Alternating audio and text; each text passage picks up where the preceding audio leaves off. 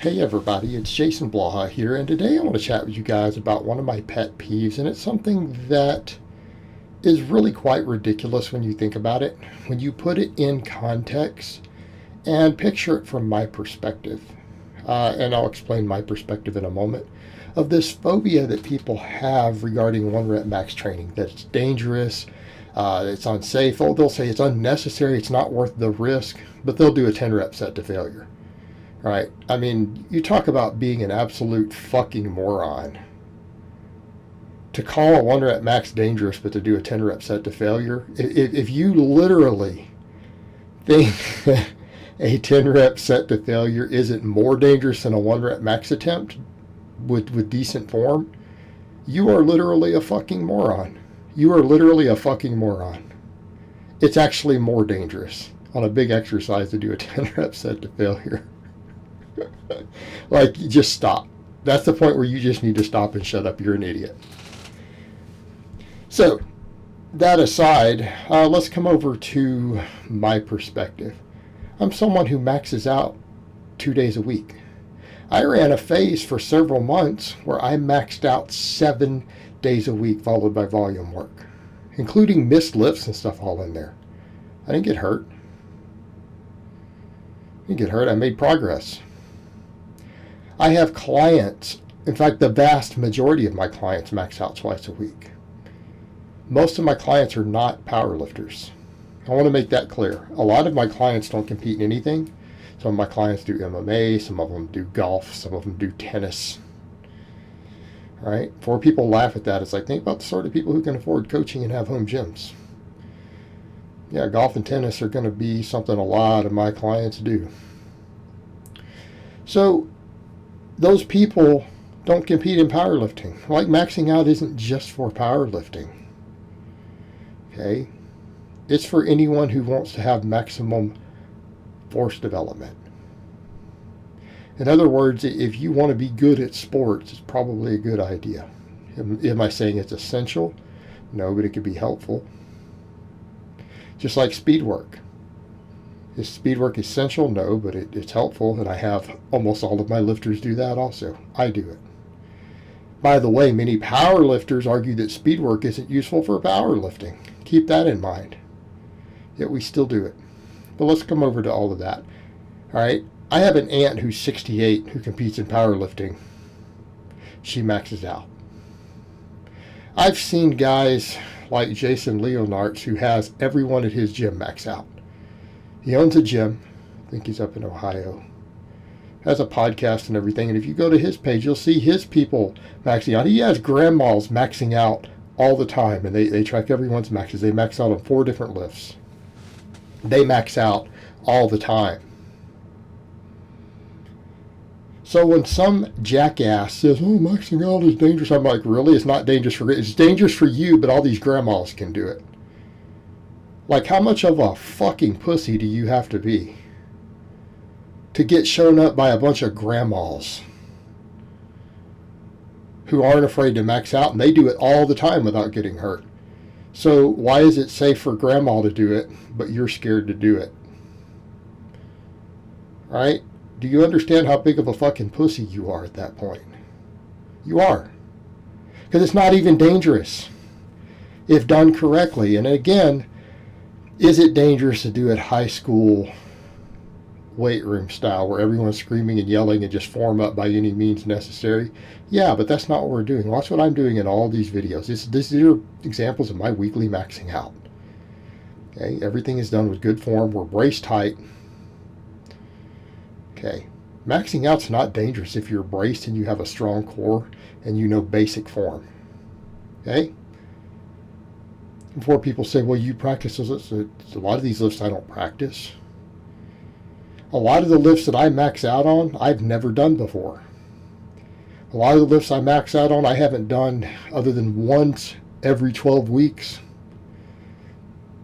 Okay, on average, I probably have on any lift that I want to max on regularly, my maxes are 10 to 12 weeks apart. And I don't do rep work on those lifts usually. I don't practice those lifts.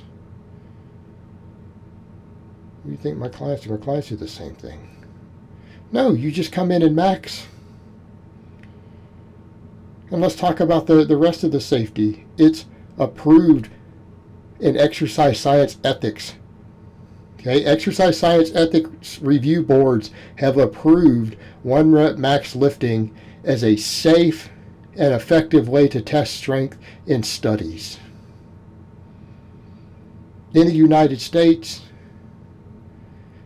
it is considered a safe form of testing strength in scientific studies. And grandmas do it all the time. So people who are acting scared of maxing out, I mean, I'm sorry, dude, but wow. It's considered safe by research ethics boards. There are coaches who have gyms full of grandmas doing it, and it's not a problem. People are just scared. Then we come over to, well, is it necessary, or it fatigues you, really?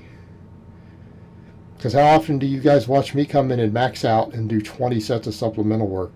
A lot of times with pretty heavy weights. I do it all the time on camera. My lifters do it all the time. My clients do it all the time, every single week. What are you talking about is too fatiguing? Are you out of shape? Hey, if you're telling me that you can't come in and do 10, 15 work sets with still respectable poundages after doing a max, or even more, you're out of shape. Okay, you're making excuses for being out of shape.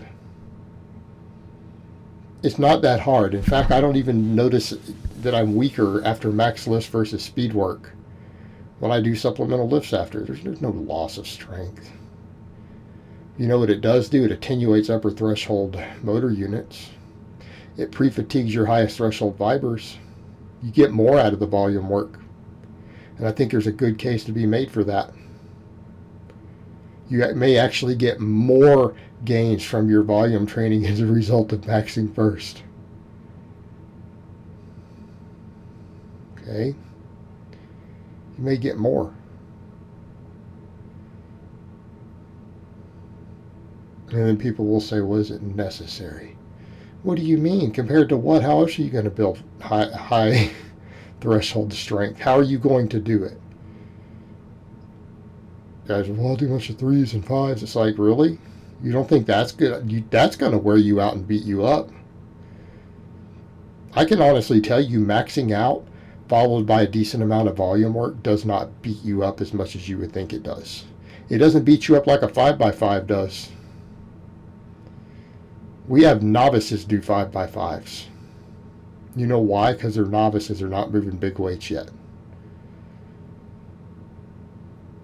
Tell you what most of you don't want to do is put 405 on the bar on a squat and do 5 sets of 5 with that.